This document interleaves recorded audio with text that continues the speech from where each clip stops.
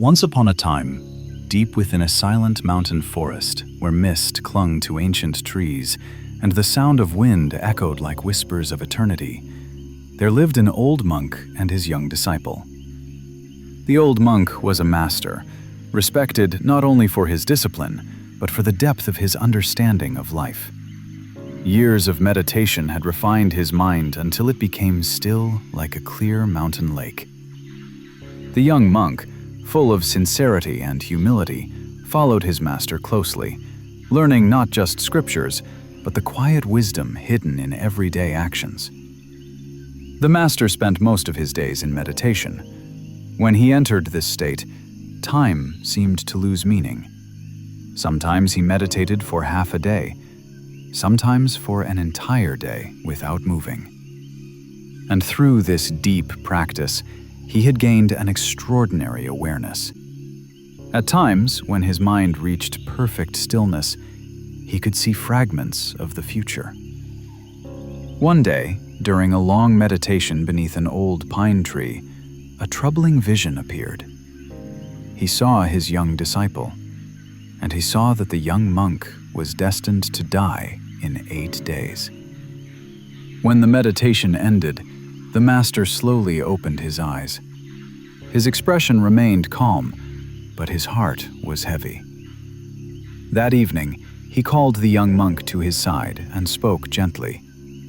"My child, I want you to take 8 days off. Go home and visit your family." The young monk was surprised and overjoyed. "Really, Master? Thank you so much," he said with gratitude.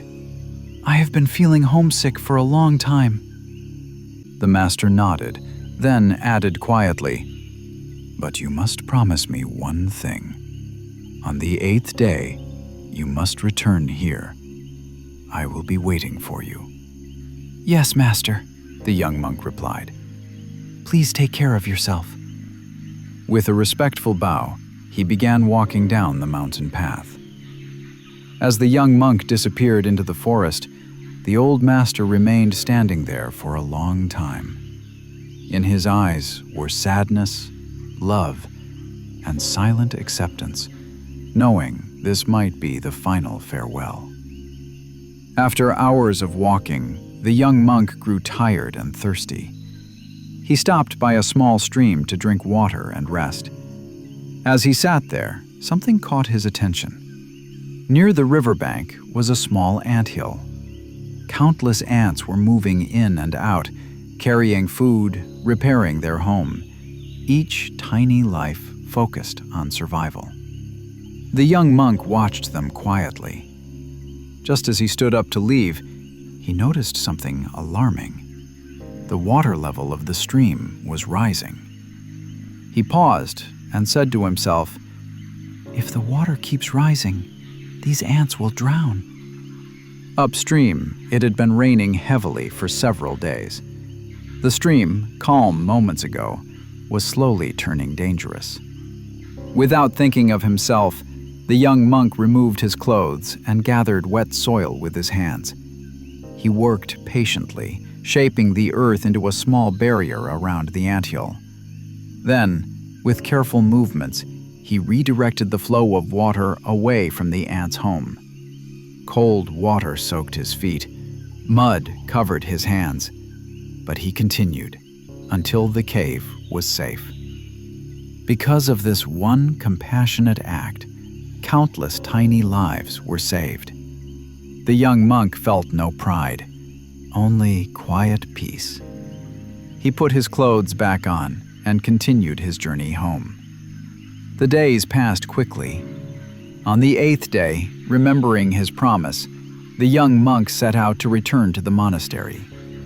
Meanwhile, the old master wandered alone through the forest. In his heart, he believed the inevitable had already happened. The 8th day had passed, and evening of the 9th day arrived. He whispered softly, "It seems I will never see my disciple again." Suddenly, from a distance, he saw a familiar figure walking toward him, alive, smiling, full of energy.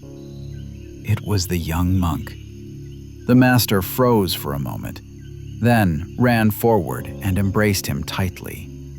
Tears filled his eyes, tears of joy and disbelief. Later, when they sat together, the master gently asked, "Tell me, my child, what did you do during these past 8 days?" The young monk told him everything. When he spoke of saving the ants, the master closed his eyes and smiled. At that moment, he understood. By saving countless small lives, the young monk had created immense good karma. What was once destined to end in 8 days had transformed into a long, meaningful, and joyful life. This story teaches us a timeless truth.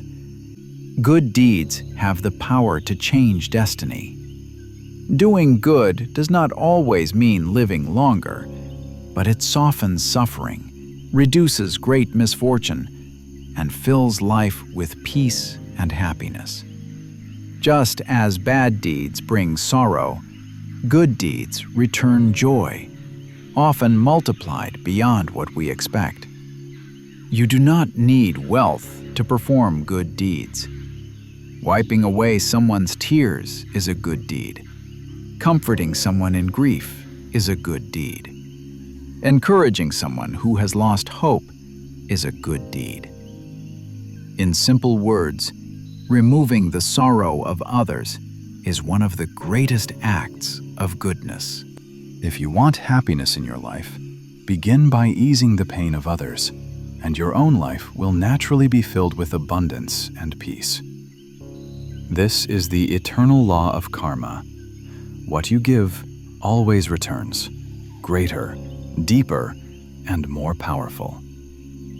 And if you seek more stories that reveal timeless wisdom, life lessons, and the deeper meaning behind our actions, welcome to Tales of Wisdom, where every story carries a lesson for the soul.